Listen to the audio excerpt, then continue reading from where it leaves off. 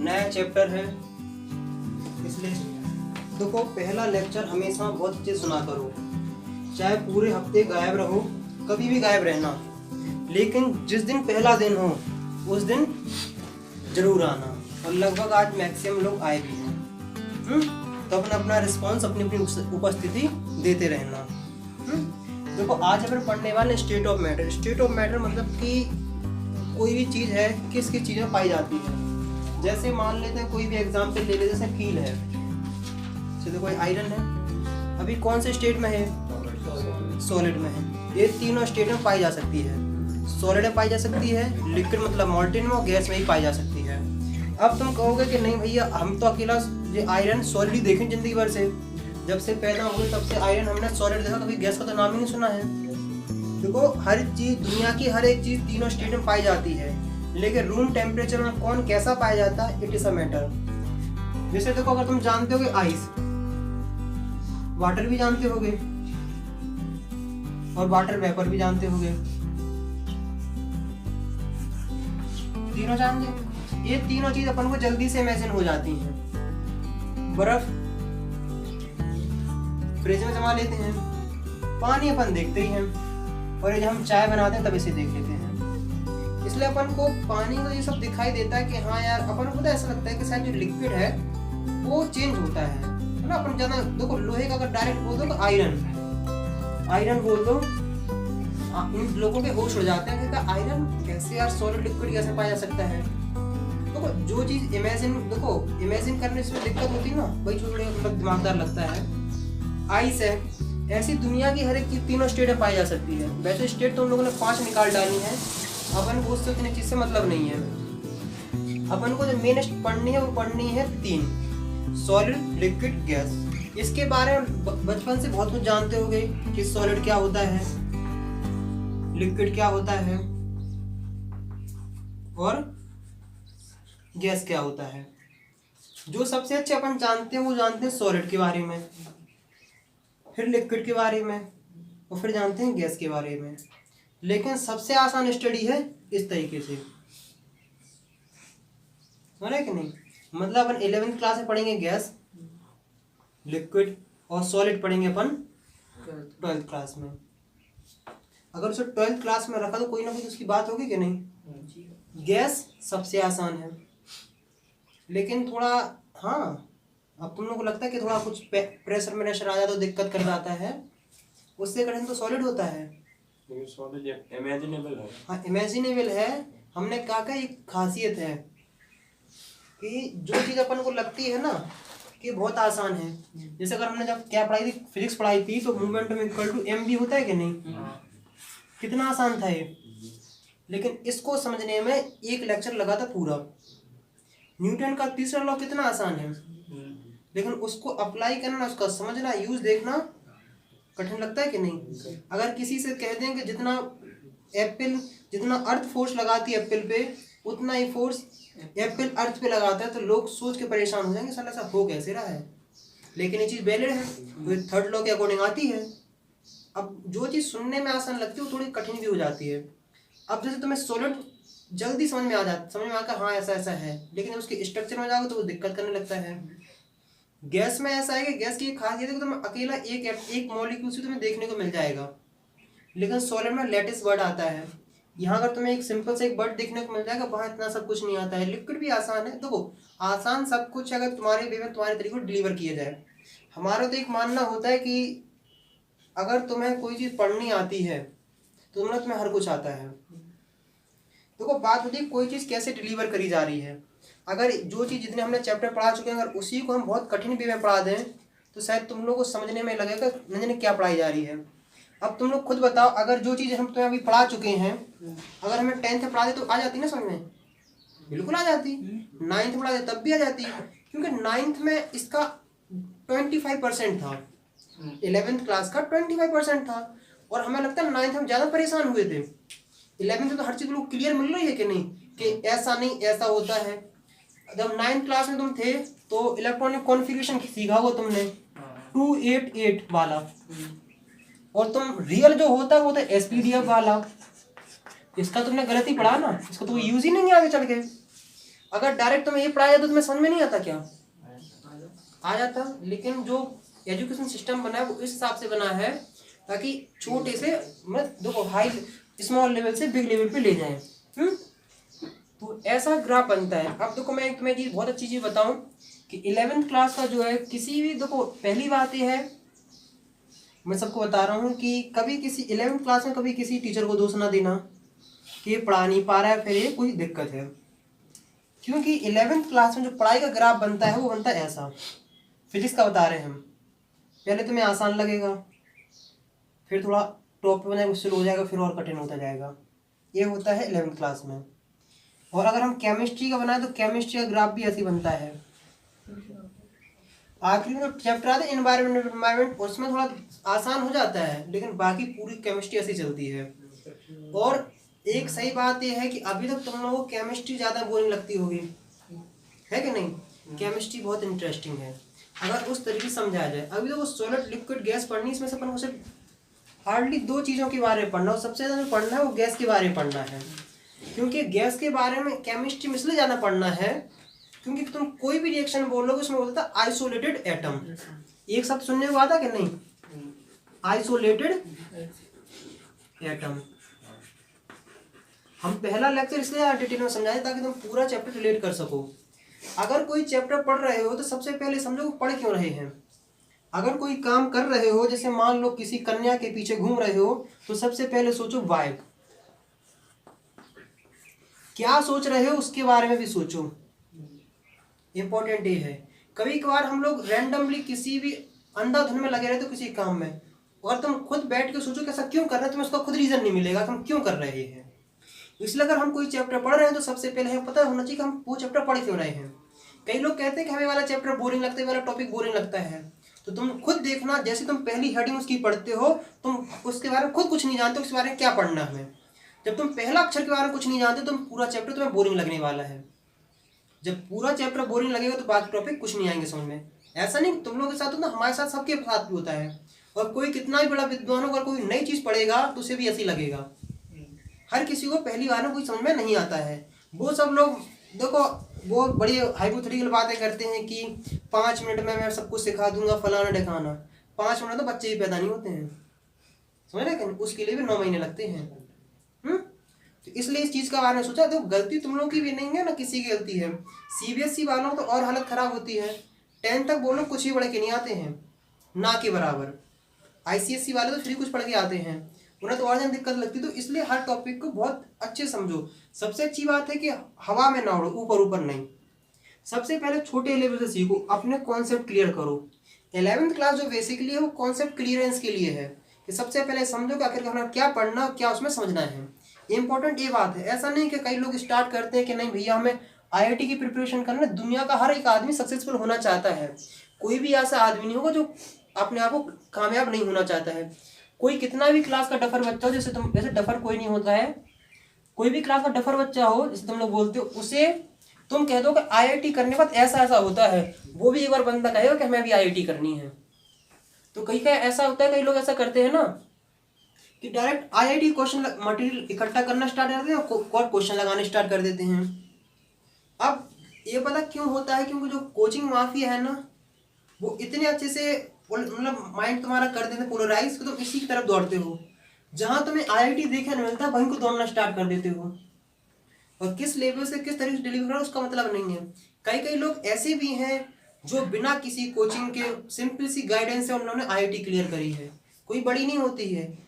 अब कई कोचिंग में ऐसा होता है, कई लोग पढ़ाने वाले जो ऐसे होते हैं कि तुम्हारा काम का भी कुछ नहीं है, फिर भी इतना पढ़ा देंगे उसके बारे में कि तुम उसके बारे में खुद परेशान हो जाओगे इसमें पढ़ना क्या था।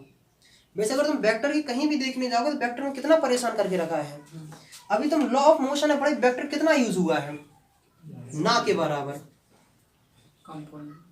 कंपोनेंट करने थे और आर की वैल्यू निकालनी थी, बहुत सी अल्फा की वैल्यू निकालनी हो तो उसके बाद ज्यादा वो तो पता है।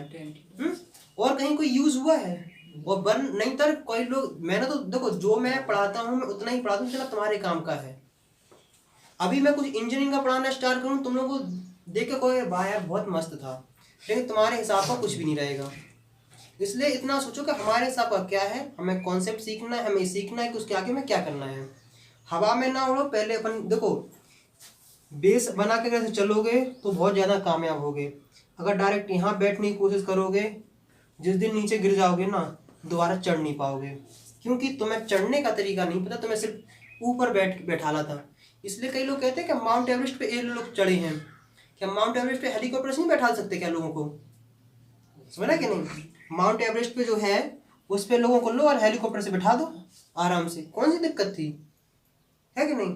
लेकिन फिर भी नाम उनका लिखा जाता है जो नीचे से ऊपर जाते हैं, न कि जो डायरेक्ट टॉप पे बैठते हैं। Reaching the top is easy but staying there difficult. किसी जगह के टॉप पे बैठना बहुत आसान होता है, लेकिन वहां रुके रहना काफी कठिन होता है। इसलिए जो रास्ता ऐसा कवर करके जाता है वो ज्यादा ऊपर तक बैठता है, वो ज्यादा देर तक जानते हैं प्रकार में कैसे बैठना। और जो लोग डायरेक्ट ऊपर आ जाते हैं ना, जो जिसे कहते हैं लक बाई चांस, किस्मत से जिन्हें मिल गया है, वो बहुत जल्दी मिट भी जाते हैं। अब तुम देखना, जो जितने जल्दी सक्सीड करता है उतनी जल्दी उसकी डाउन ग्राफ भी हो जाता है। बहुत चीज दो दुनिया जिंदगी में बहुत कुछ मैटर करता है। मोटिवेशनल ज्ञान अपन ने बहुत दे लिया, अपन पढ़ना स्टार्ट कर दिया 3 स्टेट के बारे में, सॉलिड, लिक्विड, गैस। और इसके बारे में तुम लोग बहुत कुछ जानते होगे, मतलब देखो थोड़ा, देखो हर चीज जानते हो। देखो तुम 2 जानते हो, उसमें 1 ऐड करके मुझे 3 सिखाना है बस, समझे कि नहीं? इतनी सी कहानी है बस। जैसे तुम 1 जानते हो तो 1 में 1 ऐड करके मुझे 2 करना सिखाना, और कुछ नहीं। तुम बहुत कुछ जानते हो, उसमें कुछ नया नया ऐड करके कुछ नया सिखाना है बस। इतनी सिंपल सी पढ़ाई होती है और कुछ नहीं है। अगर चलो हम सबसे पहले बात करते हैं कि 3 स्टेट हैं। 3 स्टेट नाम बोलो, सब लोग बोला करो। Solid, liquid, gas. Solid, liquid और गैस।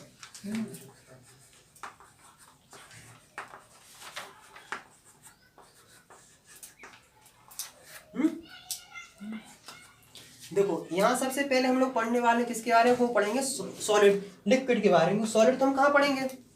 सॉलिड के बारे में तुम लोग भूल ही जाओ। सॉलिड तो यहाँ तुम्हें छूना भी नहीं है। यहाँ तुम्हें पढ़ना, वो पढ़ना है लिक्विड के बारे में।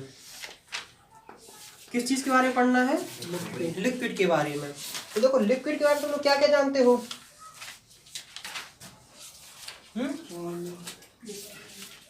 बताओ। अभी तुम जैसे जानते हो, जो चीज जानते हो, क्या जानते होगे कि सॉलिड चीज वो होती है जिसका शेप एंड साइज फिक्स्ड होता है। लिक्विड वो होता है जिसका वॉल्यूम फिक्स्ड होता है लेकिन शेप फिक्स्ड नहीं होता है। यही पढ़ते हो कि नहीं? और गैस का तो दोनों फिक्स नहीं होता है, इतने जानते हो। लेकिन now you are in 11th class और पढ़ रहे हो केमिस्ट्री, तो थोड़ा जरा मुस्कुराइए। अपन पढ़ेंगे किसके लेवल पे? 11th क्लास के लेवल पर अपन पढ़ेंगे इंटरन्यूक्लियर डिस्टेंस एंड फोर्स के बारे में। कुछ नहीं, बहुत आसान है। देखो इंटरन्यूक्लियर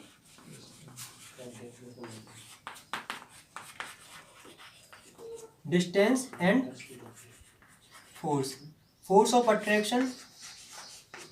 फोर्स ऑफ अट्रैक्शन का केमिस्ट्री में नाम बोलो। फोर्स ऑफ अट्रैक्शन इलेक्ट्रोस्टैटिक नहीं यार, सिंपल सा बॉन्ड यार। अट्रैक्शन का दूसरा नाम केमिस्ट्री। जैसे समझ लो कि सिंपल अपन को बॉन्ड के बारे में पढ़ना है, और पढ़ना क्या है? इंटर मॉलिक्यूलर स्पेस, या फिर देखो इंटरन्यूक्लियर डिस्टेंस, देखो इतना समझ लो, या फिर इंटर मॉलिक्यूलर है, मॉलिक्यूलर होता है कि 2 मॉलिक्यूल्स के बीच के डिस्टेंस के बारे में पढ़ना है। और दूसरा है पढ़ना है कि जो आपस में जो मॉलिक्यूल्स है उनके बीच में कितना अट्रैक्शन है। इसका अगर तुम लिखना स्टार्ट करो, इसका तो हम बोलते हैं, इसका हम डी मान लेते हैं, और इसको हम मान लेते हैं ए। समझ रहे कि नहीं? देखो सॉलिड जो होता है वो उसमें इंटरन्यूक्लियर डिस्टेंस बहुत कम होता है। इंटरन्यूक्लियर डिस्टेंस का मतलब होता है कि उसमें जो एटम होते हैं वो पास पास में होते हैं। ये होती कहानी सॉलिड में। सॉलिड में जो मॉलिक्यूल्स से एटम होते हैं बहुत पास पास में होते हैं। लिक्विड में जो होते हैं वो थोड़े दूर दूर होते हैं। क्या होते हैं? थोड़े दूर दूर होते हैं। और जो गैस होते हैं उसमें बहुत दूर दूर होते हैं। इन दोनों में अट्रैक्शन कैसा है? अच्छा है, ज्यादा है। इनमें उनसे कम है और इनमें सबसे कम है। जिनके बीच में मोहब्बत और दोस्ती कम होती है, दूरियां वहीं पाई जाती हैं। सिंपल सा लॉजिक है कि नहीं? और जिनका अट्रैक्शन अच्छा होता है वो पास पास में होते हैं। और ज्यादा अच्छा अट्रैक्शन हो जाए तो जनसंख्या बढ़ जाती है कि नहीं? देखो जनसंख्या बढ़ने में रिएक्शन हो जाती है। देखो सॉलिड लिक्विड गैस, तीन चीज अपन को पढ़ते हैं। इसे अपन को पढ़ना चाहिए क्या, लिक्विड के बारे में। अगर कोई डेफिनेशन या नोट्स लिखना चाहे तो लिख सकते हो, लिख लो। It is the state of matter, liquid के बारे में लिखो, मैं सिर्फ लिक्विड के बारे में हेडिंग डाल लो liquid.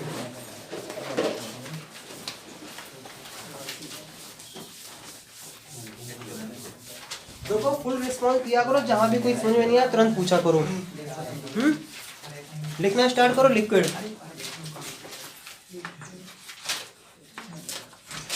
It is a state of matter in which intermolecular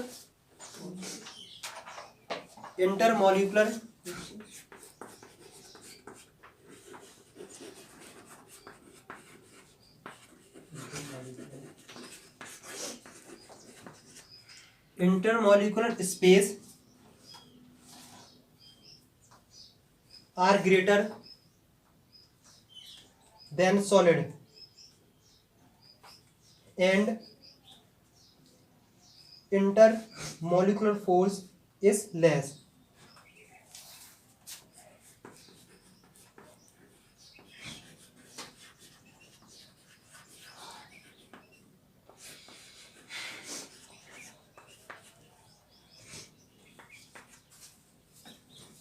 इन दो चीजों पे पूरी कहानी डिसाइड करी जाएगी।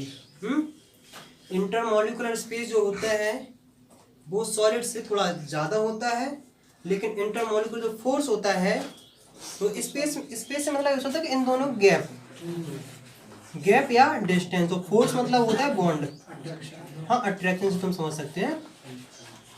तो कोई चीज़ कठिन नहीं बना रहे, आसान से तुम्हें बहुत अच्छे से आना चाहिए। ये लिखा है। हाँ कोई क्वेश्चन? याद करने के लिए इन्वर्सली याद कर सकते हैं, वो तो होता ही है।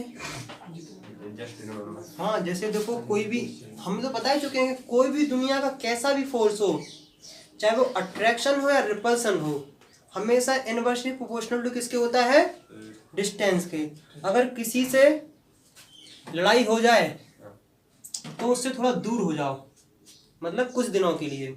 मतलब ऐसे तुम मतलब इस शहर में रहते हो, तुम वो इस शहर में रहता, तुम दूसरे शहर में चले जाओ, ऐसे होता है ना, फिर हो जाता है। तो उसमें थोड़ी रिपल्सन कम होने लगता है। मतलब ऐसे मजाक बता रहा था कि थोड़ा इमेजिन हो सके। जैसे कई लोगों में बहुत अच्छी मोहब्बत सी होती है, गर्लफ्रेंड बॉयफ्रेंड होते हैं, जैसे ही दूर दूर पढ़ने को जाते हैं ना, वैसे ही ब्रेकअप स्टार्ट होने लगते हैं। सिंपल सा है कि नहीं? मतलब जो निब्बा निब्बी होते हैं ना, वो कबीर सिंह बनना स्टार्ट हो जाते हैं। इतनी चीज समझ में आ गए है। अब इसमें लिखो कैरेक्टरिस्टिक ऑफ लिक्विड स्टेट।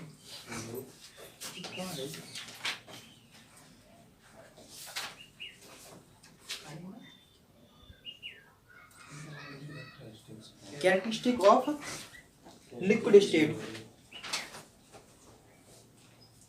क्या लिख लो? Characteristic of liquid state.